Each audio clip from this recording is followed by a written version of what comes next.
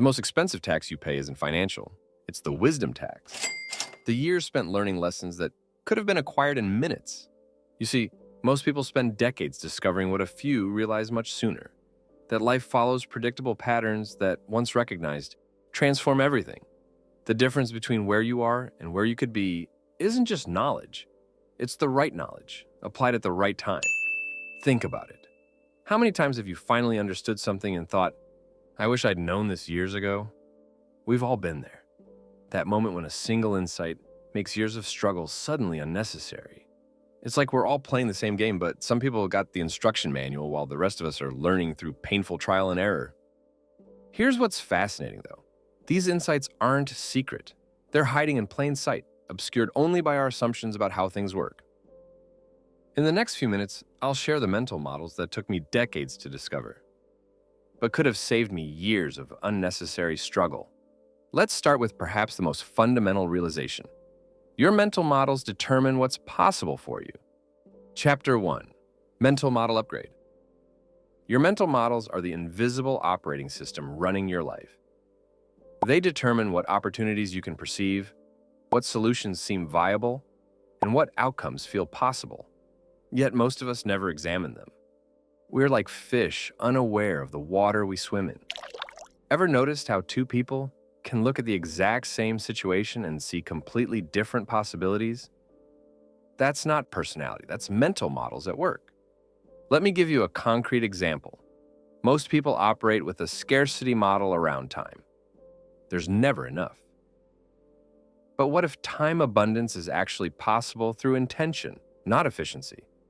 Instead of trying to cram more into each day, what if you fundamentally reimagined your relationship with time?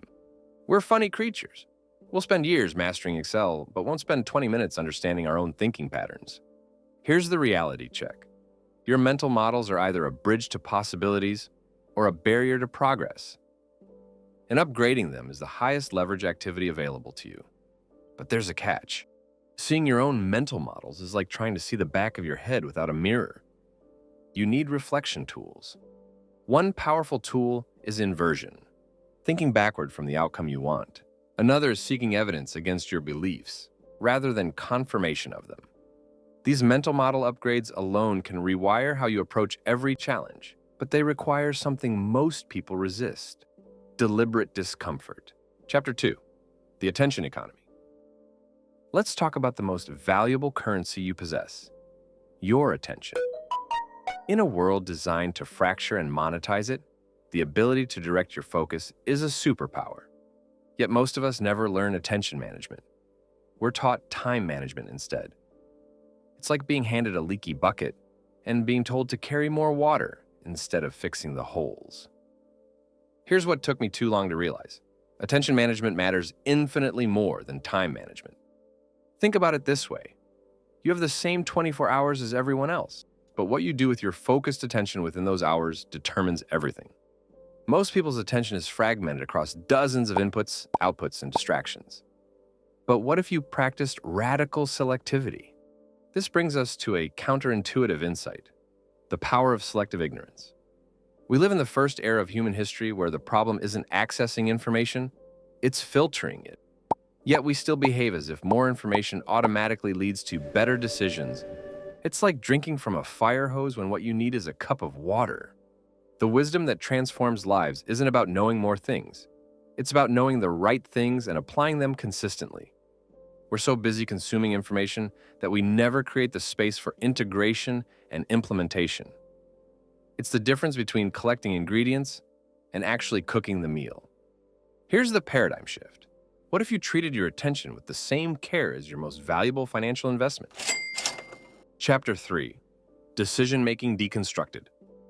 Your life is essentially the sum of your decisions, yet nobody ever taught you decision-making in school.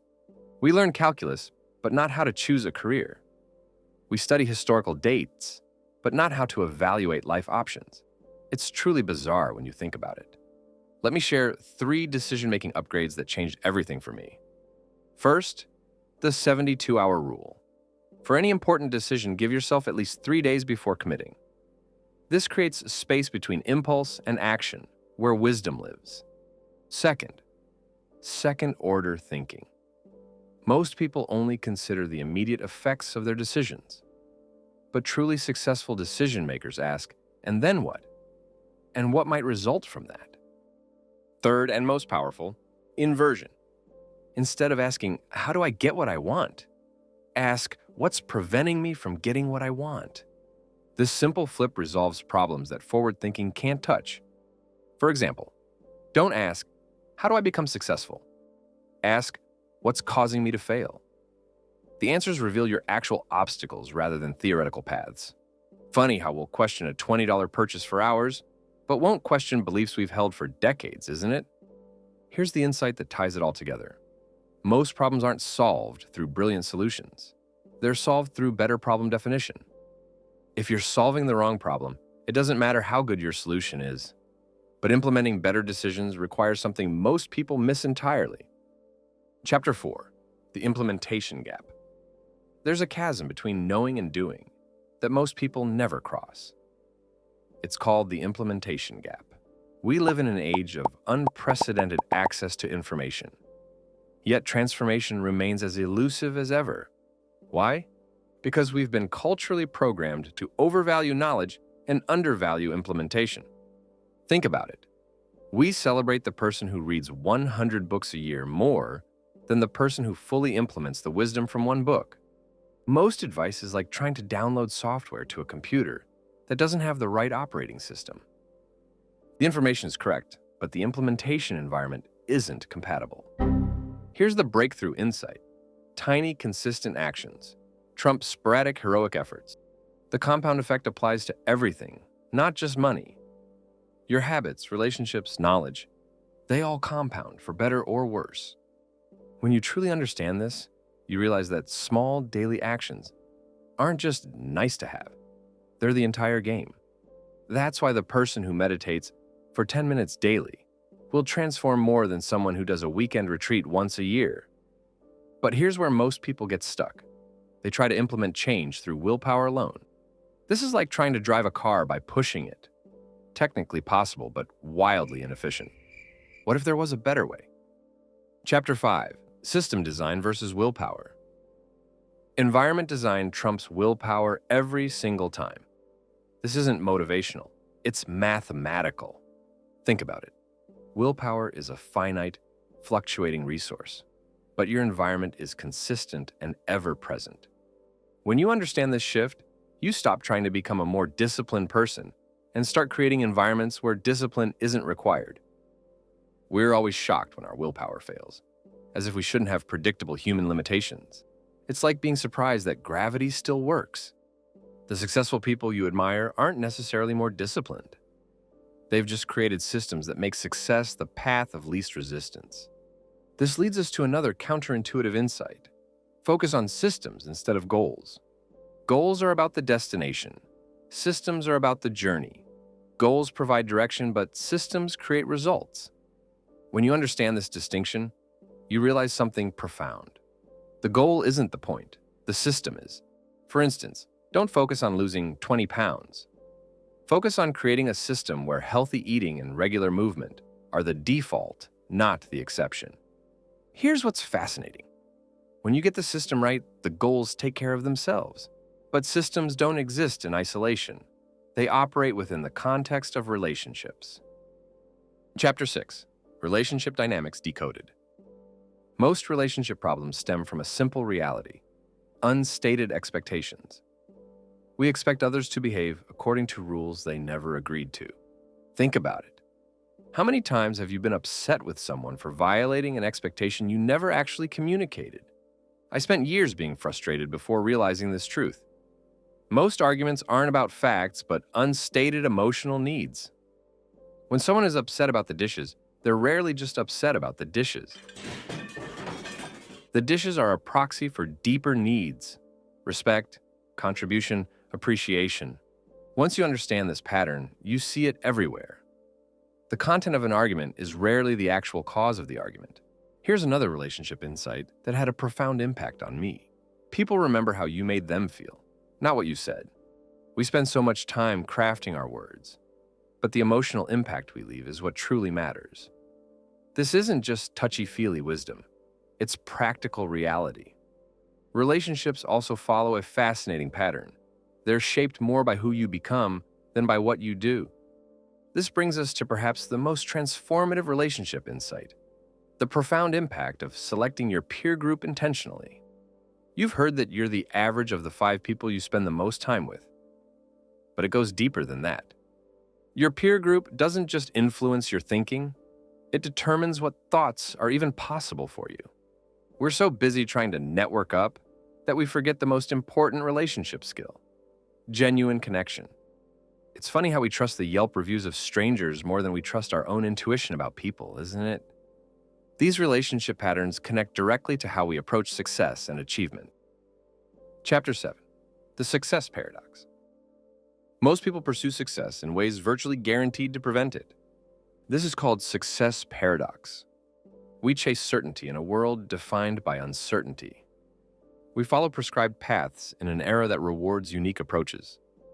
Let me share 3 success insights that completely changed my trajectory. First, the true cost of perfectionism isn't failure, it's missed opportunities. While you're polishing version 1.0, someone else is already getting feedback on version 0.5. Second, success comes from reverse engineering, not from following prescriptions. Study what worked for others, extract the principles, then adapt them to your unique context. Third, and most counterintuitive, there are profound benefits to strategic quitting. The most successful people aren't just good at starting things, they're excellent at stopping things that don't serve their larger vision. When you realize this, you understand that persistence isn't a virtue in itself. It's only valuable when you're persisting in the right direction. We celebrate the entrepreneurs who finally succeeded on their 10th attempt. But we rarely ask, what if they had changed direction on attempt 3? Might they have succeeded sooner?